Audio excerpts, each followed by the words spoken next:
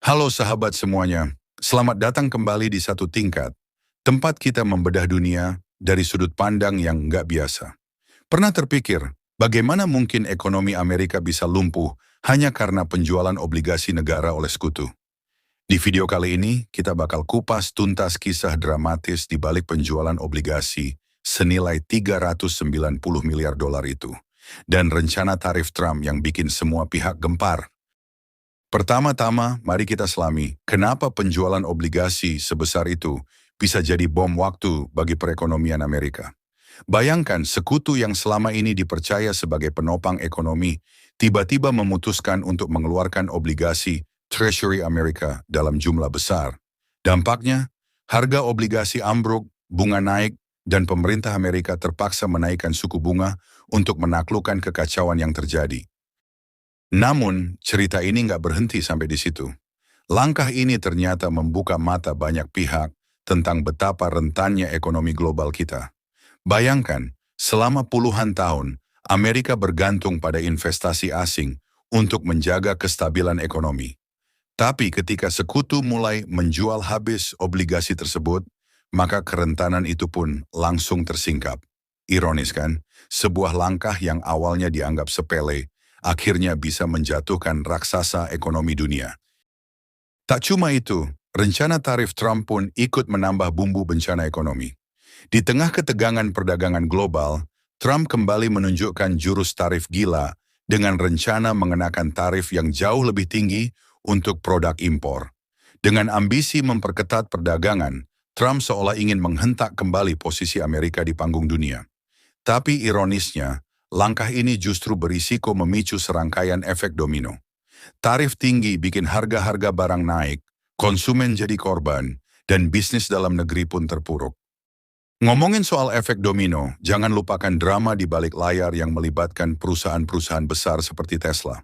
Dulu, Tesla adalah simbol kemajuan teknologi dan keberlanjutan.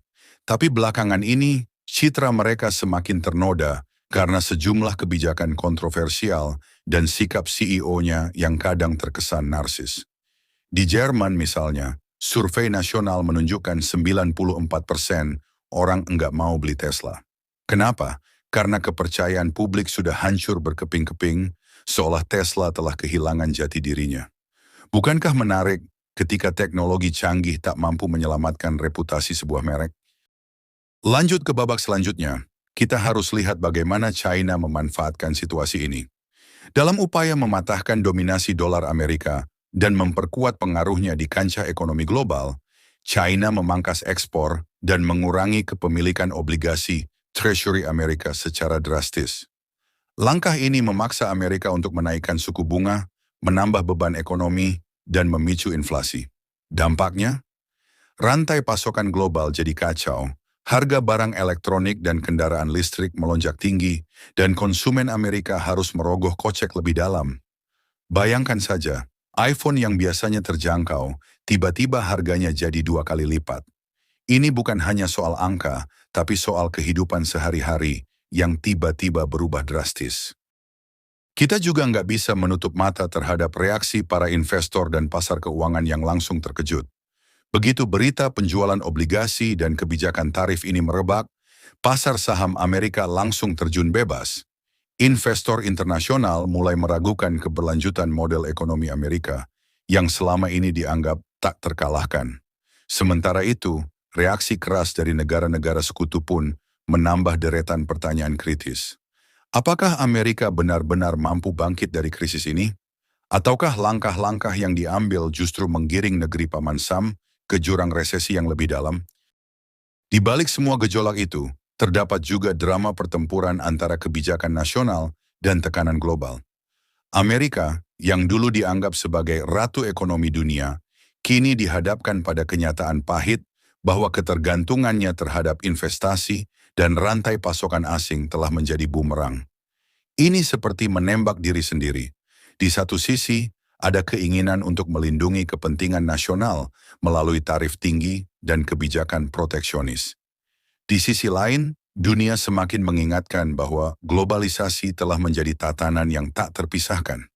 Bagaimana mungkin sebuah negara yang begitu terintegrasi dengan ekonomi dunia bisa berdiri sendiri tanpa kerjasama global? Seakan tidak cukup, drama tarif antara Amerika dan Kanada pun menambah lapisan komplikasi tersendiri. Dengan rencana mengenakan tarif sebesar 50% untuk impor dari Kanada, hubungan perdagangan kedua negara yang selama ini erat tiba-tiba berubah jadi medan pertempuran sengit. Kanada, dengan segala keunggulan industrinya, tak tinggal diam.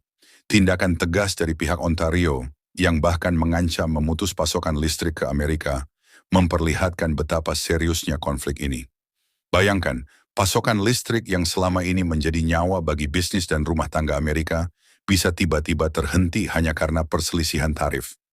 Ini jelas menunjukkan bahwa perang dagang bukan hanya soal angka, tapi juga soal survival ekonomi di tingkat global.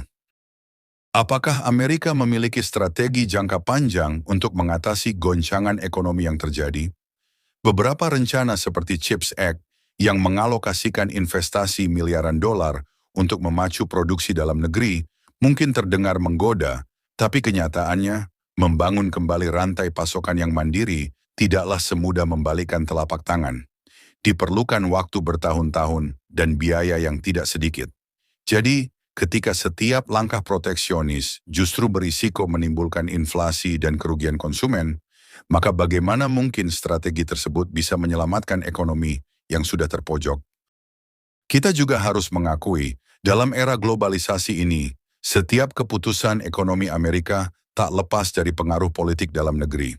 Dukungan politik, baik dari pihak pemerintah maupun kelompok-kelompok tertentu, seringkali mempengaruhi arah kebijakan yang diambil. Rencana tarif yang dilontarkan Trump, misalnya, bukan hanya soal kebijakan ekonomi murni, tapi juga soal pertarungan politik yang sengit. Di balik setiap kebijakan kontroversial, terselip sentimen-sentimen politik yang kadang membuat semua langkah terasa absurd. Bayangkan saja, sebuah negara dengan ekonomi terbesar di dunia malah terjebak dalam pertarungan antara kepentingan politik dan realitas ekonomi yang harus dihadapi. Di sini, kita dihadapkan pada realitas yang penuh paradoks. Ekonomi Amerika yang selama ini tampak kuat, kini harus berjuang keras untuk bangkit dari puing-puing kepercayaan global dan tantangan dari dalam negeri. Penjualan obligasi oleh sekutu, kebijakan tarif yang memicu kerusakan, serta tekanan dari pasar global dan negara-negara pesaing, semuanya menjadi bagian dari drama besar yang sedang berlangsung. Di satu sisi, ada harapan bahwa Amerika bisa menemukan jalan keluar dan memperbaiki keadaan. Namun di sisi lain, ada tanda-tanda nyata bahwa krisis ini mungkin lebih dalam dan menyeluruh daripada yang dibayangkan sebelumnya. Dan tentu saja ini baru permulaan, perubahan-perubahan radikal di kancah ekonomi global masih terus berkembang. Jadi gimana menurut kalian? Apakah Amerika bisa bangkit dari keterpurukan ini atau justru semakin terperosok dalam jurang resesi yang menakutkan? Silakan berikan pendapat kalian di kolom komentar.